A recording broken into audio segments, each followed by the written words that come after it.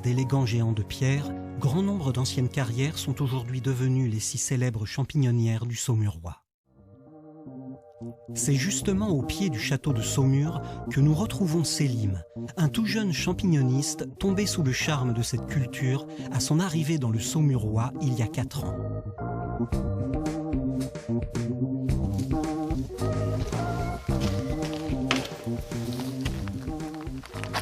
Mon premier travail ici en France, j'étais guide touristique au musée de champignons. Je me rappelle la première fois quand je suis entré dans la cave et je vois toutes les sortes de champignons, toutes les couleurs. Ça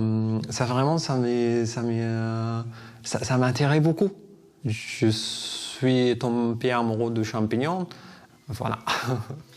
Fort taux d'humidité, température constante, ces anciennes carrières offrent des conditions idéales à cette si délicate culture arrivée dans le Saumurois à la fin du XIXe siècle pour remplacer la viticulture alors ravagée par le phylloxéra. Le champignon s'installe ici pour ne plus en repartir. Aujourd'hui, on produit toujours du champignon de Paris, mais aussi des shiitakes et des pleurotes.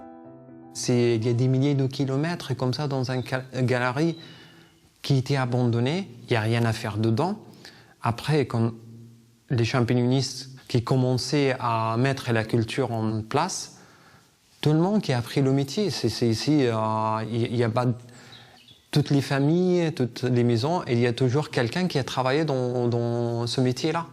Arrivé d'Égypte, Selim lui aussi apprend le métier. Préparer un compostage biologique à partir de déchets organiques comme la paille ou le fumier de cheval pour donner naissance à un substrat. Le disposer en sac dans ces anciennes carrières ou privé de lumière, dans une ambiance saturée d'humidité et à une température de 16 degrés, le mycélium aussi nommé blanc de champignon peut enfin apparaître.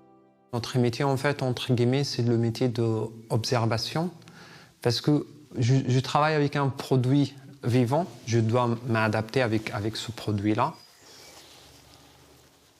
Et après, pour l'aider à pousser, pour avoir le petit grain de champignon, le champignon, on rajoute une couche de tourbe. C'est pourquoi on l'appelle le champignon de couche. Après, avec l'humidité, avec la température de la cave, on aura besoin à peu près 2 semaines pour avoir le petit grain de champignon. Ces innombrables galeries de tuffeau, donnant naissance à ces champignons de culture, sont si prolifiques que le Saumurois est devenu le premier producteur de champignons de Paris en France. C'est au-dessus de ces cavités